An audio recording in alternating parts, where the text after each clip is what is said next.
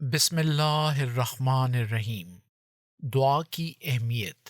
انتخاب از خطبہ جمعہ حضرت خلیفۃ المسیح خامس سیدہ اللہ تعالی بنصر العزیز، فرمودہ 29 دسمبر سن 2017۔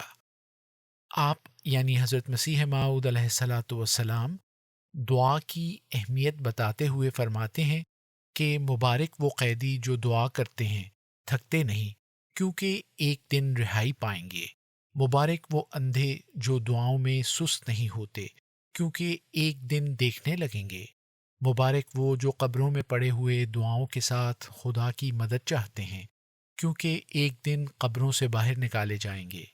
پھر آپ ہمیں توجہ دلاتے ہوئے فرماتے ہیں کہ مبارک تم جب کہ دعا کرنے میں کبھی ماندہ نہیں ہوتے، کبھی تھکتے نہیں، سستی نہیں دکھاتے، اور تمہاری روح دعا کے لیے پگھلتی اور تمہاری آنکھ آنسو بہاتی اور تمہارے سینے میں ایک آگ پیدا کر دیتی ہے، اور تمہیں تنہائی کا ذوق اٹھانے کے لیے اندھیری کوٹھڑیوں اور سنسان جنگلوں میں لے جاتی ہے، اور تمہیں بے تاب اور دیوانہ اور از خود رفتہ بنا دیتی ہے، کیونکہ آخر تم پر فضل کیا جاوے گا۔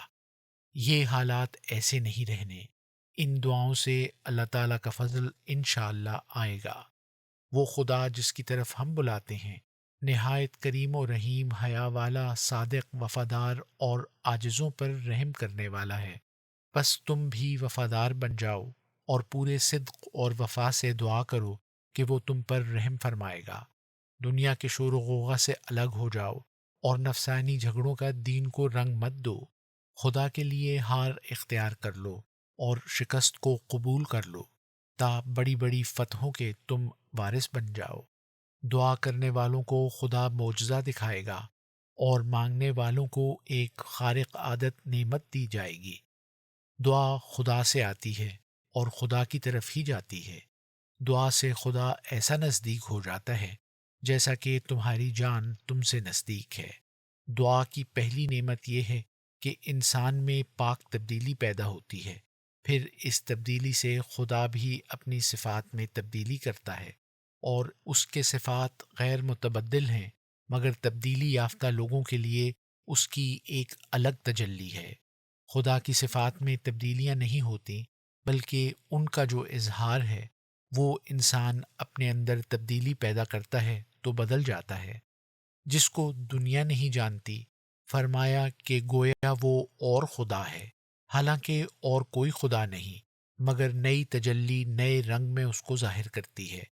تب اس خاص تجلی کے شان میں اس تبدیل یافتہ کے لیے وہ کام کرتا ہے جو دوسروں کے لیے نہیں کرتا۔ یہی وہ خوارق ہیں۔ لیکچر سیالکوٹ، روحانی خزائن، جلد 20، صفحہ 222 تا 223۔ افراد جماعت کو نمازوں، دعاؤں اور نیک اعمال کی طرف توجہ دلاتے ہوئے، اور اسی طرح اپنے نیک نمونے دکھانے کی طرف توجہ دلاتے ہوئے، آپ علیہ السلام نے فرمایا کہ ہماری جماعت کے لوگوں کو نمونہ بن کر دکھانا چاہیے۔ اگر کسی کی زندگی بیعت کے بعد بھی اسی طرح کی ناپاک اور گندی زندگی ہے جیسا کہ بیعت سے پہلے تھی، اور جو شخص ہماری جماعت میں داخل ہو کر برا نمونہ دکھاتا ہے اور عملی یا اعتقادی کمزوری دکھاتا ہے، تو وہ ظالم ہے، کیونکہ وہ تمام جماعت کو بدنام کرتا ہے اور ہمیں بھی اعتراض کا نشانہ بناتا ہے۔ برے نمونے سے اوروں کو نفرت ہوتی ہے، اور اچھے نمونے سے لوگوں کو رغبت پیدا ہوتی ہے۔ آپ علیہ السلام فرماتے ہیں کہ انسان کا آج اور کل برابر نہیں ہونے چاہیے۔ یہ مثالیں پہلے بھی آ چکی ہیں۔ جس کا آج اور کل اس لحاظ سے کہ نیکی میں کیا ترقی کی ہے برابر ہو گیا، وہ گھاٹے میں ہے۔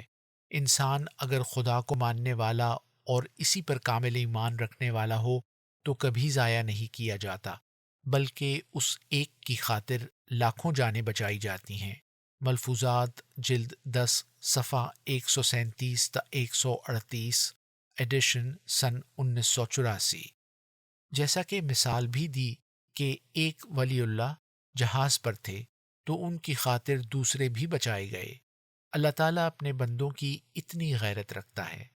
آپ علیہ السلام فرماتے ہیں کہ ہمارا ہتھیار تو دعا ہے، اس لیے دعاؤں کی طرف ہی توجہ دینی چاہیے۔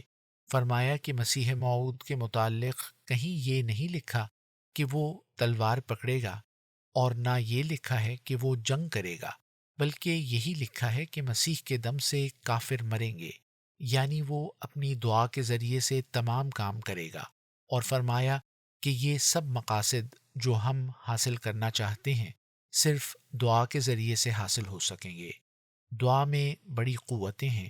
پھر آپ فرماتے ہیں کہ کہتے ہیں کہ ایک دفعہ ایک بادشاہ ایک ملک پر چڑھائی کرنے کے واسطے نکلا۔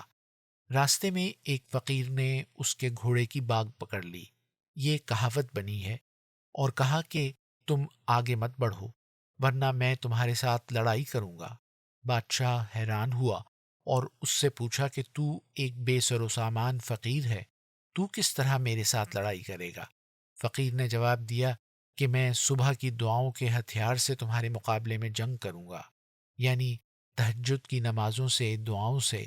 بادشاہ نے کہا میں اس کا مقابلہ نہیں کر سکتا، یہ کہہ کر وہ واپس چلا گیا۔ تو اتنی طاقت ہے دعاؤں کی، اس بات کو آپ بیان فرما رہے ہیں۔ فرمایا کہ غرض دعا میں خدا تعالیٰ نے بڑی قوتیں رکھی ہیں۔ خدا تعالیٰ نے مجھے بار بار بذریعہ الہامات کے یہی فرمایا ہے کہ جو کچھ ہوگا دعا ہی کے ذریعے سے ہوگا۔ ہمارا ہتھیار تو دعا ہی ہے، اور اس کے سوا اور کوئی ہتھیار میرے پاس نہیں۔ جو کچھ ہم پوشیدہ مانگتے ہیں خدا تعالیٰ اس کو ظاہر کر کے دکھا دیتا ہے۔ گزشتہ انبیاء کے زمانے میں بعض مخالفین کو نبیوں کے ذریعے سے بھی سزا دی جاتی تھی، یعنی جنگوں کی صورت میں بھی دی گئی، مگر خدا جانتا ہے کہ ہم ضعیف اور کمزور ہیں، اس واسطے اس نے ہمارا سب کام اپنے ہاتھ میں لے لیا ہے۔ اسلام کے واسطے اب یہی ایک راہ ہے جس کو خشک ملا اور خشک فلسفی نہیں سمجھ سکتا۔ اگر ہمارے واسطے لڑائی کی راہ کھلی ہوتی تو اس کے لیے تمام سامان بھی مہیا ہو جاتے۔ جب ہماری دعائیں ایک نقطے پر پہنچ جائیں گی تو جھوٹے خود بخود تباہ ہو جائیں گے۔ بس یہ ایک نقطہ ہے جو سمجھنے والا ہے، جو آپ نے فرمایا کہ ہماری دعائیں جب ایک نقطے پر پہنچ جائیں گی، اس معیار پر پہنچ جائیں گی جو اللہ تعالیٰ چاہتا ہے، تو پھر تمام جھوٹے خود بخود تباہ ہو جائیں گے۔ آپ کے زمانے میں جتنے مخالفین تھے وہ آپ کے سامنے ذلیل و خوار ہی ہوئے، اور آج بھی اگر دشمن پر اگر فتح پانی ہے تو ان دعاؤں کے ذریعے سے ہی پائی جا سکتی ہے، اور اس کے لیے ہمیں کوشش کرنی چاہیے۔ آپ فرماتے ہیں کہ ہمارے نزدیک دعا سے بڑھ کر اور کوئی تیز ہتھیار ہی نہیں۔ سعید وہ ہے جو اس بات کو سمجھے کہ خدا تعالیٰ اب دین کو کس راہ سے ترقی دینا چاہتا ہے۔ ملفوظات جلد 9 صفحہ 27 تا 28، ایڈیشن سن 1985، مطبوعہ انگلستان۔ بس اللہ تعالیٰ نے دین کی ترقی کا جو ہتھیار حضرت مسیح موعود علیہ الصلاۃ والسلام کو دیا ہے، وہی آپ کے ماننے والوں کو بھی استعمال کرنا ہوگا۔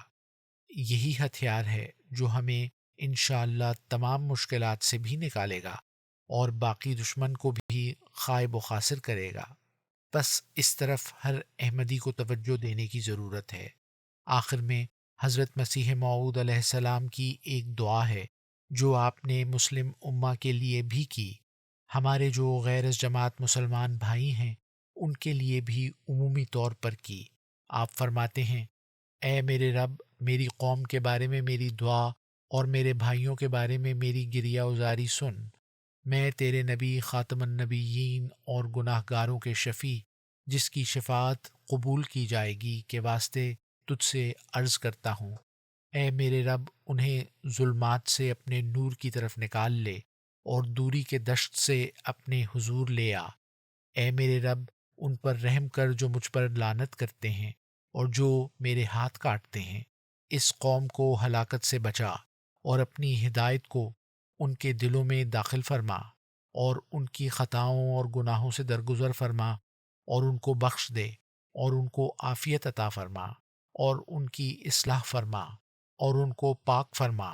ان کو ایسی آنکھیں عطا فرما جن سے وہ دیکھ سکیں، ایسے کان عطا فرما جن سے وہ سن سکیں، اور ایسے دل عطا فرما جن سے وہ سمجھ سکیں، اور ایسے انوار عطا فرما جن سے وہ سمجھ سکیں، اور ان پر رحم فرما، اور جو کچھ وہ کہتے ہیں ان سے درگزر فرما، کیونکہ وہ ایسی قوم ہیں جو جانتے نہیں۔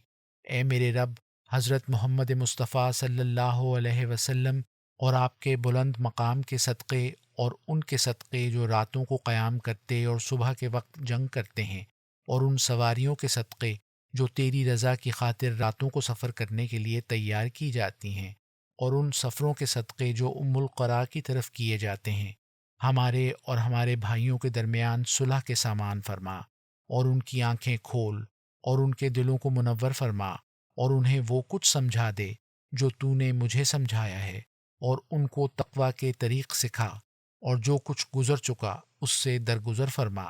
ہماری آخری دعا یہی ہے کہ تمام تعریفیں اللہ تعالیٰ کے لیے ہیں جو بلند آسمانوں کا رب ہے۔ آئینہ کمالات اسلام، روحانی خزائن، جلد 5، صفحہ 22 تا 23۔